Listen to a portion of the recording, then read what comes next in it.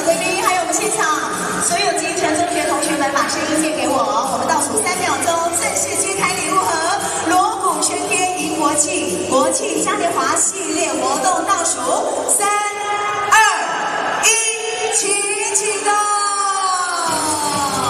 耶！恭喜我们这个活动，现场工作人员帮我准备一下，我们礼物盒稍微往后挪，贵宾不动。 请工作人员送上。1、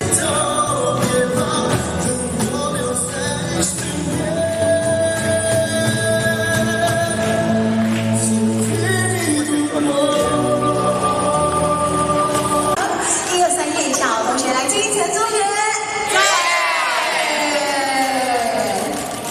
好，谢谢同学。这个系列，咱中华县政府以锣鼓喧天迎国庆做咱的主题。 会下早到下暗，要互大家乐翻天哦。咱8点半伫咱园林国小，咱有这个国中跟高中职的我们的乐队会来做行进式的表演比赛。那当然也要谢谢我们园林市公所，也提供了我们在地的社区及这个养了非常久的恐龙啊，一起来这边共襄盛举。9点的时候，我们在园林公园啊，有请到我们东森悠悠的姐姐们，还有请到小青蛙儿童剧团，在这边跟我们的小朋友一起来做交通安全相关的宣导。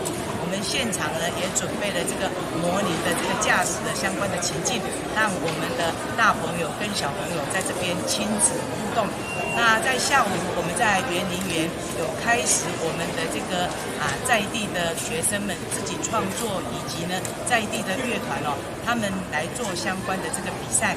那一直嗨到我们的晚上我们请了这个知名的这个歌手以及我们的乐团，在这边要一起跟大家共襄盛举，为我们中华民国10月10号的国庆生日一起来做这个最后的一个这个表演跟 ending。那在这边欢迎我们所有的乡亲，10月10号记得来园林看我们为大家准备这个相关的活动，也可以来我们的园林地区来吃我们好吃的，玩我们好玩的，一起来共襄盛举。国庆嘉年华，